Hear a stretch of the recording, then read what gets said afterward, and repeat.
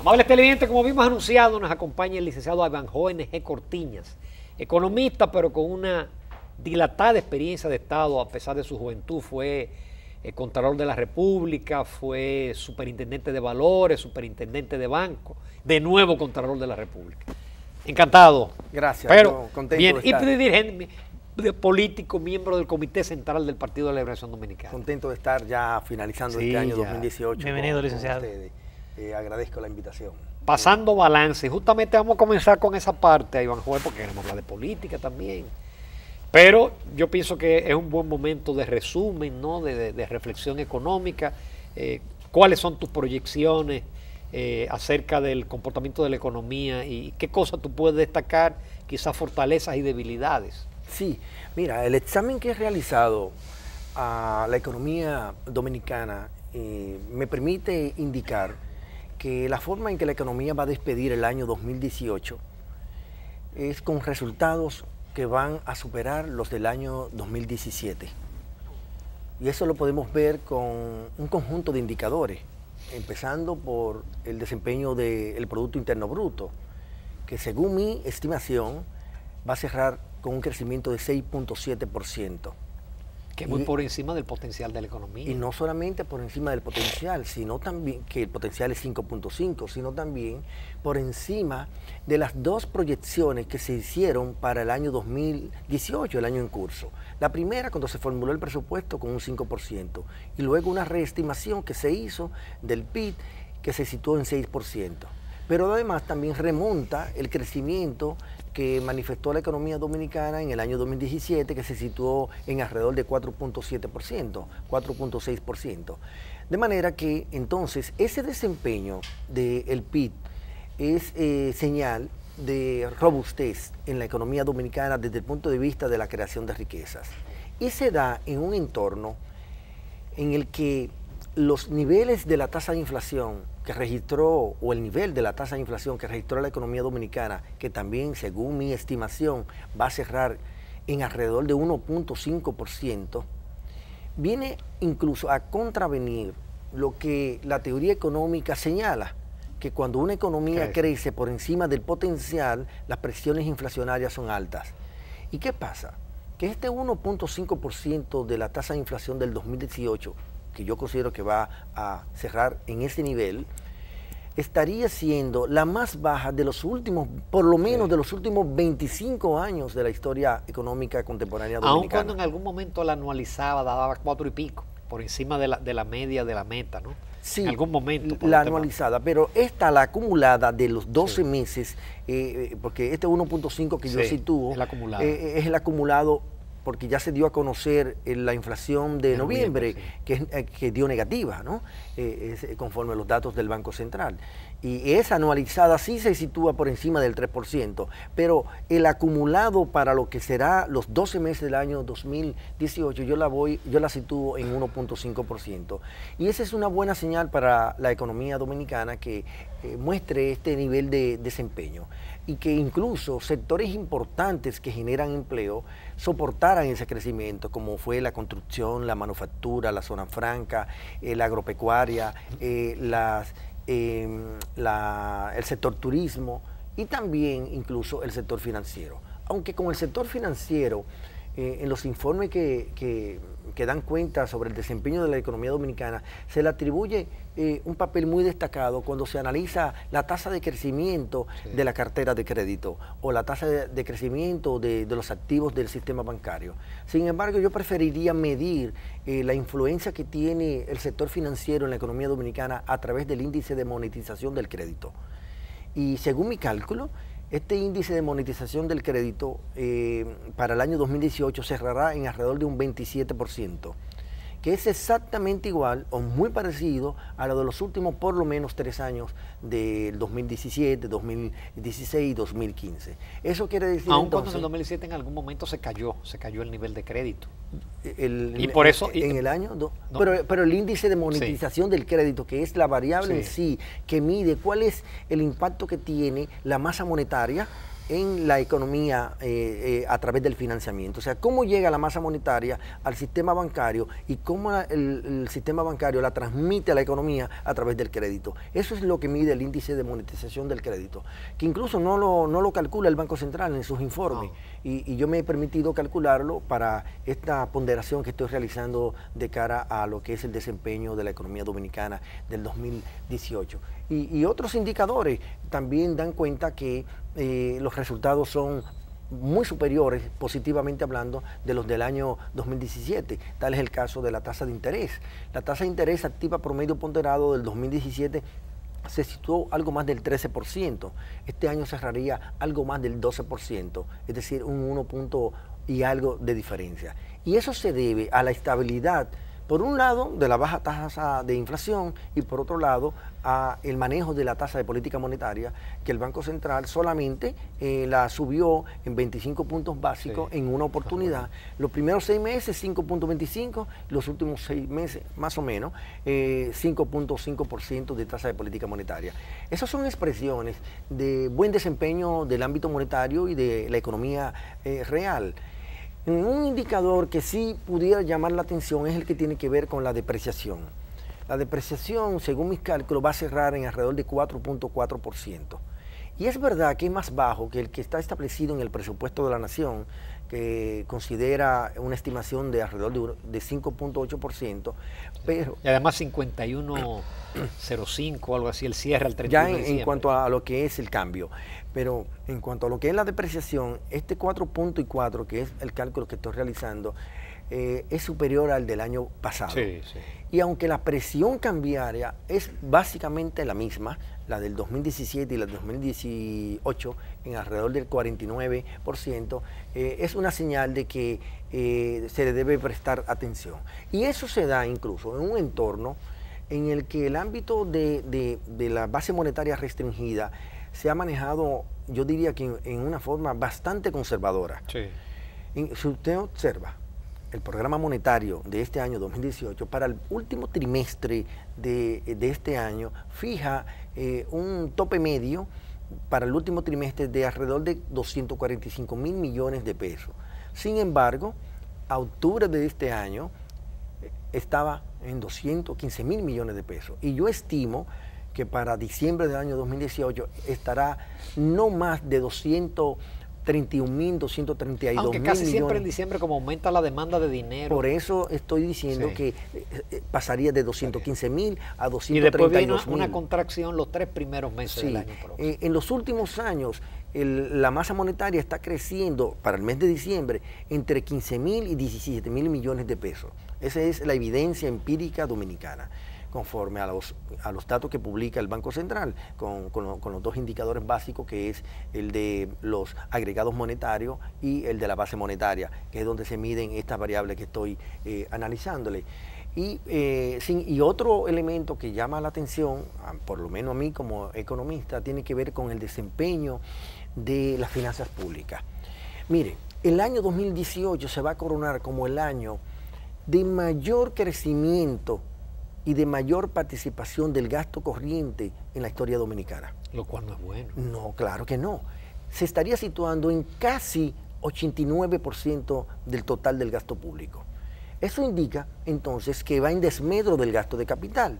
Y cuando va en desmedro del gasto de capital, obviamente tiene una implicación en lo que es la inversión pública, la inversión que garantiza la sostenibilidad del gasto, ¿no? Del gasto público. Además, recortar el gasto corriente es difícil. Además, muy difícil. Por lo rígido que es desmontar el gasto corriente.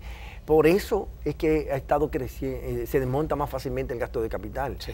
En la década de los 90 el gasto de capital llegaba hasta 40%. Hoy día está... La ecuación era invertida con el doctor Balaguer. Ah, totalmente. Era 85-15. Y yo soy partidario de que, tal vez no que llegue a esos niveles, porque la realidad es otra, pero yo soy partidario de que se produzca un desmonte. Pero eso tiene que hacerse naturalmente dentro del marco de un pacto fiscal. Otro aspecto que descubrí en este análisis o examen que realizo del año 2018 de la finanza pública dominicana tiene que ver con el tema del déficit fiscal. Así a simple vista, podríamos decir que probablemente se cumpla con la meta que está establecida en el presupuesto de alrededor de 2.2% del PIB.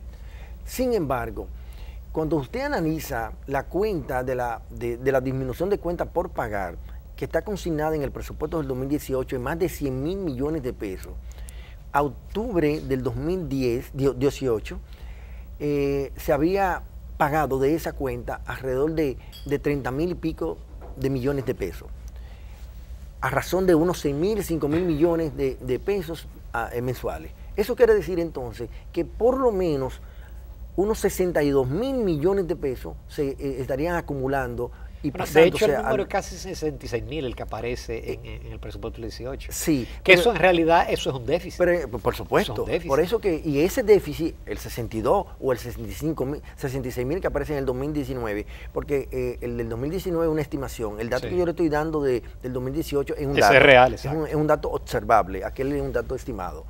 Estaría agregándole al déficit alrededor de 1.3, 1.5% del PIB. Solo del gobierno central. Por supuesto, del sector público no financiero. Y eso es un punto, yo creo, a atender, porque va acumulando y pudiera estar, ¿no?, enviándole señales luego a los agentes económicos y presionando el ámbito monetario por igual. Otra variable importante que me tocó examinar tiene que ver con la deuda. La deuda sigue creciendo, la deuda del sector público no financiero. El año pasado, 2017, cerró... ¿Y la consolidada también? Por supuesto, que estaría superando el 50% para, creo que 51% para el año diciembre del 2018. La del sector público no financiero, el año pasado cerró en 39.5%, ahora cerraría en 40%, alrededor de algo más de un 1% del PIB. Y en número absoluto, más de 1.900 millones de dólares adicionales. Eso es lo que explica que cada vez más parte del gasto corriente crezca, porque eso sugiere que el servicio de la deuda pública para el año siguiente va a aumentar y para los años subsiguientes, y dentro del componente del servicio de la deuda pública están los intereses, y los intereses corresponden a los intereses ya representan más que el 4% de educación. Licenciado N.G., pero el presupuesto del 2017, que presenta un nuevo déficit cercano a los 75.000 millones. O sea, ¿hasta dónde es sostenible este déficit y endeudamiento? Fíjate, el hecho de que el endeudamiento haya crecido es lo que te indica a ti que no hay espacio fiscal. Y cuando hay ausencia de espacio fiscal es lo que explica, la causante principal son los déficits. Entonces, cuando tú tienes ausencia de espacio fiscal y aumento del déficit o un déficit no desmontable, entonces eso genera mayores necesidades brutas de financiamiento. Vale decir, endeudamiento público interno y endeudamiento público externo, que es lo que ha estado aconteciendo en los últimos años en la República Dominicana y que lo que da razón para seguir insistiendo en la conveniencia de un pacto fiscal, que en una oportunidad incluso el gobierno lo anunció, creo que para el año 2000. El mejor momento fue el 16, cuando el presidente gana con esa alta votación. Pero entonces no va a haber pacto ni va a haber reforma, porque ya estamos metidos ya en un proceso preelectoral a Iván Joven. Llegamos al 20 sin perder la sostenibilidad fiscal. Mira, hasta ahora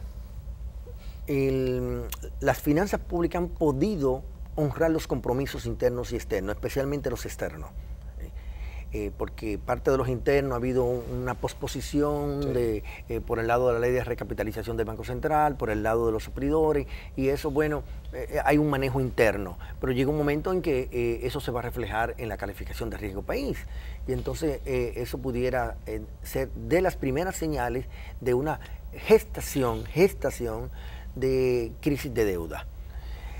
Nosotros creo que vamos a llegar al año 2020 sin pacto fiscal, como usted lo señala, y con un agravamiento del nivel de endeudamiento.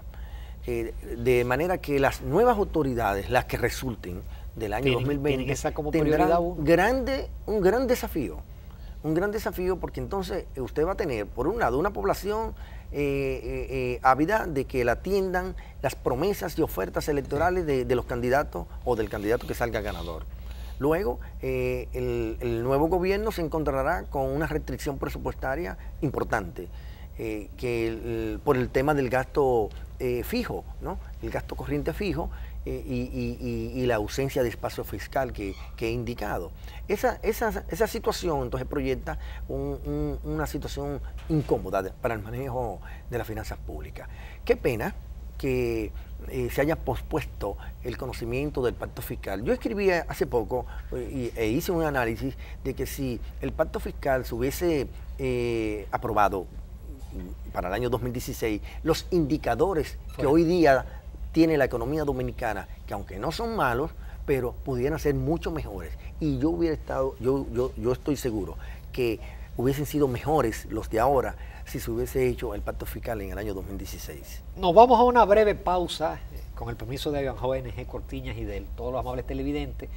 Seguimos con economía, pero también vamos a hablar de política en el próximo segmento.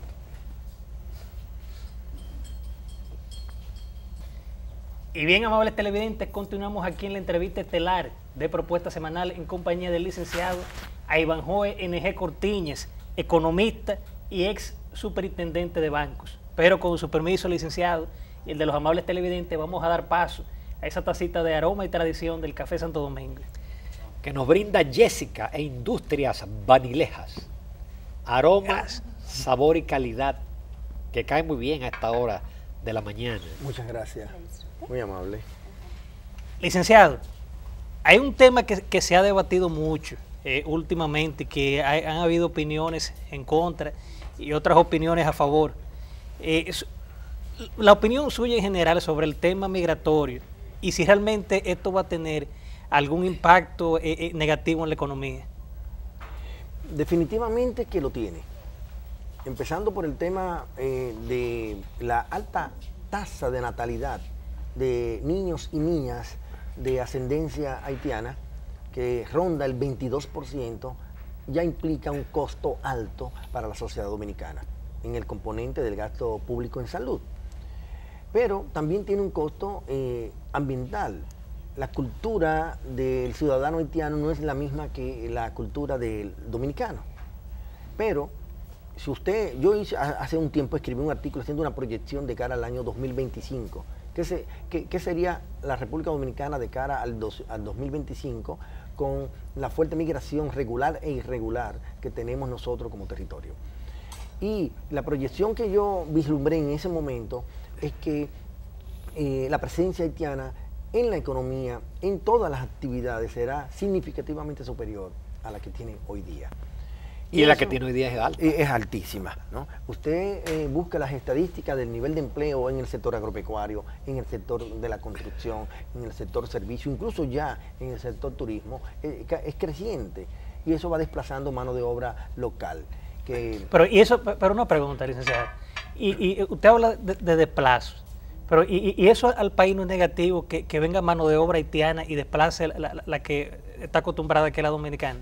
Claro, es negativo porque recuérdate que la prioridad de la Constitución de la República establece como parte de la responsabilidad del Estado y obligación, por lo tanto, la de propiciar un desarrollo integral. Y el desarrollo integral solamente se procura inicialmente con educación, salud y trabajo. Y en la medida que mayor mano de obra extranjera, en este caso haitiana, desplace la mano de obra dominicana, pues obviamente atenta contra el empleo del dominicano. Bueno, algunos podrán ponderar, argumentar de que los dominicanos tienden a no trabajar en esas áreas donde trabajan los haitianos, pero cuando yo era niño, yo recuerdo que solamente los haitianos trabajaban como braceros. Lo traían en transporte masivo y lo trasladaban en transporte masivo. El que quería ver a un haitiano tenía que ir a los batalles. Ya después en la construcción, cuando yo era ingeniero, los haitianos lo que eran excavadores y peones. Sí. Los dominicanos eran el resto. Por lo tanto, hacían el trabajo. Los dominicanos eran albañiles. Y los dominicanos también eran y son agricultores. Entonces es un tema de costo. La mano de obra haitiana es más barata y obviamente un empresario agrícola, un empresario de la construcción o de cualquier otro sector, incluyendo el sector turismo, pues aprovecha esa situación, asunto de mercado, y contrata una mano de obra haitiana con menores costos laborales. Y para además, ¿soportará el sistema educativo y el sistema de salud nuestro ese crecimiento de una población pobre? Definitivamente que no. Aportaba el dato del 22% de los nacimientos de niños y niñas procedentes de madres haitianas y de padres haitianos. Eso tiene un costo que atenta contra la disminución que ha tenido dentro del gasto social el componente de salud. Contrario a lo que piensa mucha gente, este año, para el presupuesto del 2019, el gasto social será menor que el del año 2018. Entonces, si usted tiene un gasto social que para el 2019 será menor que el del 2018, entonces, como proporción del PIB, y a eso usted le agrega la adición de cubrir las necesidades que crean y demandan la población haitiana, pues obviamente entonces la estrechez. Ese será otro reto del próximo gobierno también. Por supuesto, por supuesto. Ivanhoe, vamos a entrar en política, porque Ivanhoe es miembro del Comité Central, pero nadie tiene dudas que también es un hombre del entorno del doctor Leonel Fernández y fue funcionario en todos los gobiernos del doctor Leonel Fernández. En el país hay una especie de compás de espera hasta marzo por la declaración del presidente en el programa de Yanna Tavares de que en marzo él decía. Pero tenemos a un doctor Leonel Fernández en campaña que ha llenado estadios, que las encuestas lo muestran de manera ascendente, que cualquiera diría que está en un camino hacia uno, bueno, más alto que incluso que Danilo, que el presidente Medina, en algunas encuestas. Entonces, no hay el peligro de que si el proyecto reeleccionista sigue, hay quien dice que sí, que sigue. Otras veces cuando uno llega a la declaración del presidente dándole el boche a los funcionarios que se pronunciaron por la reelección, uno dice, no, el presidente no está en eso, pero es difícil no hay el peligro de un choque de trenes en el PLD y que ese choque de trenes se traslade a una crisis política y también afecte la economía. Mira, en primer lugar, antes de un choque de trenes, yo veo un choque en la economía. Fíjate que yo describí el comportamiento de los indicadores macroeconómicos del 2018 que superan los del 2017, y los del 2017 fueron buenos, y los del 2018 entonces son aún mejores. Pero ¿qué pasa? El compás de espera que se ha creado para el año 2019, que muchos lo sitúan para marzo, pero no es marzo. El presidente habló de marzo a junio.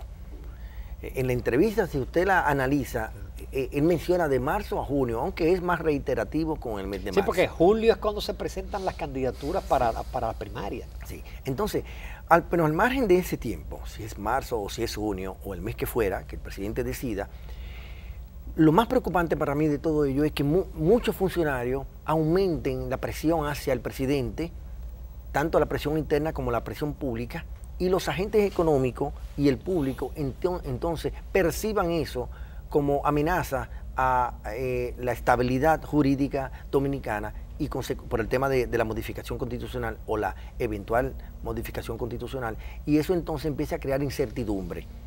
Y esa incertidumbre empieza a corroer la parte de la confianza. Y esa confianza, la pérdida de la confianza, empieza a traducirse en presión en la tasa de cambio, en presión inflacionaria, en desmotivación de la inversión, en producir también un compás de espera en la economía, también por el tema del compás de espera político.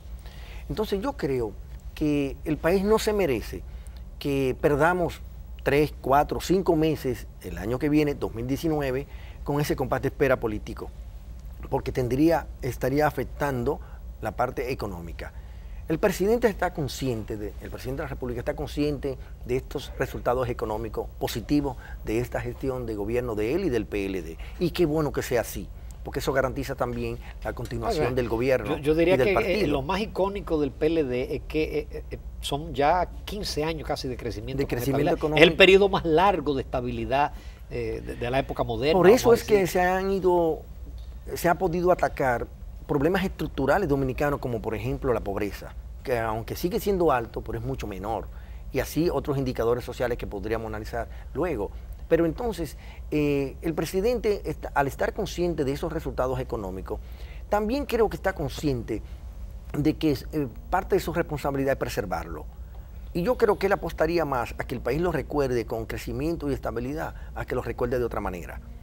Pero además provocaría también una crisis política. Por supuesto, porque fíjense, en círculos privados, especialmente de la oposición, y amigos que uno tiene en la oposición, solamente se habla de que la oposición va a arreciar. toda Sí, su accionar lógico. para el año 2019 y es lógico que así lo sea de cara a las posibilidades de una modificación constitucional o de aprestos reeleccionistas. Entonces, fíjense cómo la población se empoderó con respecto al tema del pacto migratorio, que influyó, yo no sé en qué nivel, porque eso no se ha medido, pero influyó para que el gobierno y las autoridades reconsideraran la posible decisión que parecería que estaba casi Sí. por tomarse, ¿no? En contraria a la que finalmente se tomó. Si eso es solo con un tema que no tiene consecuencias inmediatas, imagínense con el tema de la modificación constitucional, donde hasta ahora ningún sector fuera de lo que están, digamos, cercano al sector gubernamental se ha pronunciado a favor de una modificación constitucional. Yo creo que el presidente va a cumplir su palabra. Y sí lo que ha habido pronunciamientos en el sector empresarial y en las iglesias en contra de la reelección. Y de la sociedad civil y de ciudadanos comunes. Es que yo creo que el modificar 2 veces la modificación para un hecho particular es demasiado. Dice una expresión muy callejera y muy coloquial que lo mucho hasta Dios lo ve. Pero yo creo que el presidente de la República está consciente de estas situaciones y él de alguna manera deja que todo se produzca porque él tiene que manejar estratégicamente su posicionamiento y si él da con mucho tiempo de antelación señales de que definitivamente no va, se podrían provocar incluso alguna desesperación en algunos funcionarios que se terminan desenfocándose respecto a cuál es el norte que están obligados a tener como funcionarios. Si el presidente se retira, aquí no habría, creo yo, ni necesidad de primaria en el caso del PLD, porque es obvio que el doctor Leonel Fernández arrasaría en una primaria. Qué bueno. Pero mi pregunta es, uno escucha en el entorno oficial gente que te dice, no, pero es que Danilo no va a permitir que Leonel sea el candidato. Es que no, es que... y algunos funcionarios te lo dicen. Como yo entrevisto, y tengo entrevistas de todos los sectores, tú escuchas esa frase como esa obsesión, esa oposición tan radical a que Leonel vuelva. Mira, hasta las mentiras uno tiene que tratar de posicionarla como verdad. Está buena. Sí, y hasta en psicología se hace esos ejercicios, y en política entonces más. Esos funcionarios, por diversos motivos, enfatizan de esa manera, con ese ahínco, con esa fuerza, esas cosas, hasta para desmotivar al de la otra acera, ¿no? Como quien dice, aquí hay una posición firme de que la posibilidad de reelección es real y un poco bajarle la moral al que está aspirando por el otro candidato. Pero este tema de la reelección, diría, yo pienso que le haría más mal que bien al país. El presidente Medina ha tenido 8 años de excelente gestión gubernamental y yo no creo que él tire por la borda y a la historia, al zafacón de la historia, esa impronta gubernamental que ha sido altamente positiva. El balance lo favorece y además también él quedaría como un activo político importante el hecho de que... Aunque no puede regresar. Bueno, jamás. Eso, a menos que se modifique la Constitución más adelante para habilitarlo. Eso podría ser una opción. Mira, yo te iba a decir que tal vez, y perdone que hable en términos personales, tal vez yo sea de las personas con más autoridad moral para decir lo que voy a decir. En el año 2012 yo era alto funcionario del año 2011, yo era alto funcionario del gobierno. Superintendente de banco. Sí. Y yo me atreví... Y un buen superintendente. Gracias. Excelente superintendente. Yo me atreví a proponer en ese momento, ya en mi calidad de miembro del Comité Central, de que no se hicieran primarias en el PLD y que se proclamara como candidato a Danilo Medina. Eso me agenció algunas dificultades, no en Leonel, que Leonel es un hombre totalmente democrático y abierto, sino en algunos sectores del PLD, incluso del litoral de Leonel. Sí, porque todavía ahí se alimentaba la idea de una modificación para sí, que... pero ¿por qué yo lo hice? Por 2 razones. Número 1, porque Hipólito Mejía estaba muy bien posicionado. Sí. Y en segundo lugar, porque la candidatura natural de los que estaban terciando a lo interno del PLD, la llevaba Danilo Medina. Entonces, yo planteaba que para evitar pérdida de tiempo y costo económico haciendo una primaria no era necesario hacerla y que se proclamara a Danilo. La propuesta no germinó, se terminó haciendo una primaria y terminó ganando esa primaria Danilo Medina. Yo pienso lo mismo con respecto al año 2019.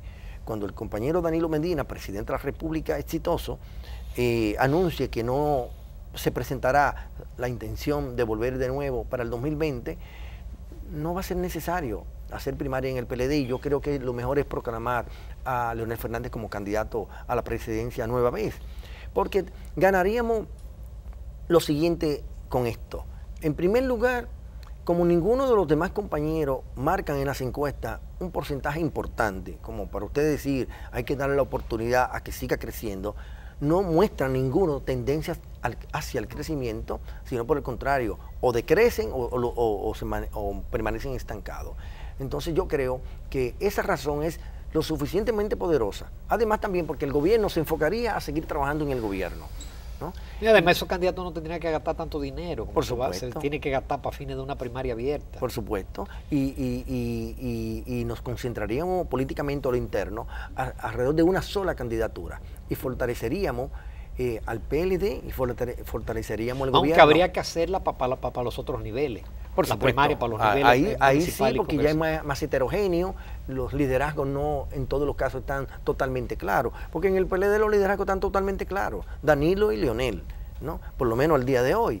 Y ante la imposibilidad del compañero Danilo Medina, pues, y ante toda la posibilidad de Leonel Fernández, porque no tiene ningún impedimento legal, pues obviamente él no tiene competencia en forma significativa e importante, como lo pueden tener otros candidatos a senador, a diputado, regidor o bien síndico. Uno entiende que el discurso del doctor Leonel Fernández ahora es un discurso proselitista a lo interno del partido, y a lo externo, pero también la gente espera de propuestas, de los temas que son, que señalan las encuestas, el tema de la seguridad ciudadana, el tema de este mismo tema migratorio, el tema de la corrupción. Es decir, podemos esperar del doctor Leonel Fernández en los próximos meses ya definiciones y propuestas específicas. Definitivamente que sí, una campaña electoral tiene etapas. Como estamos a lo interno ahora mismo, pues obviamente los discursos de todos los compañeros candidatos, no solamente del PLD, sino también fuera del PLD, se dirigen más hacia lo interno. A enardecer a la base del partido. Por supuesto, para empoderarla, para informarla, para entusiasmarla, para agenciarse sus afectos y su cariño y su voto. Pero ya cuando todos los compañeros sean candidatos en sus distintos niveles, pues obviamente vienen las propuestas. Y a mí no me cabe la menor duda que Leonel Fernández, por su vasta experiencia como jefe de Estado, por su vasto conocimiento internacional, porque se mantiene totalmente actualizado de los temas locales e internacionales, y además con el equipo que lo va a acompañar, pues a mí no me cabe la menor duda de que vamos a generar propuestas viables, de las que le van a dar continuidad al crecimiento económico con estabilidad. Usted cerró con broche de oro ahí ya. Justo cuando se nos acabó el tiempo, usted cerró con broche de oro. Muchísimas gracias a Ivanhoe, que yo siempre lo encomio porque fue un gran funcionario, es un economista de mucha calidad, y era de los funcionarios que atendía el teléfono y iba a las invitaciones de los programas, porque hay funcionarios que cuando llegan cambian el número. Y hasta los programas de la oposición. Sí. Jaime Aristi, el economista. Cuando era opositor. Bueno, la amistad que gané con él fue por eso. Él me ha destacado siempre que yo fui el único funcionario en los 8 años de Leonel que me atreví a ir a su programa. Y ahí hemos cultivado una amistad de la cual me da orgullo, porque él tiene un gran talento profesional. Definitivamente. Ivanhoe, muchísimas gracias. Muy amable. Continuamos, amables televidentes, en Propuesta Semanal.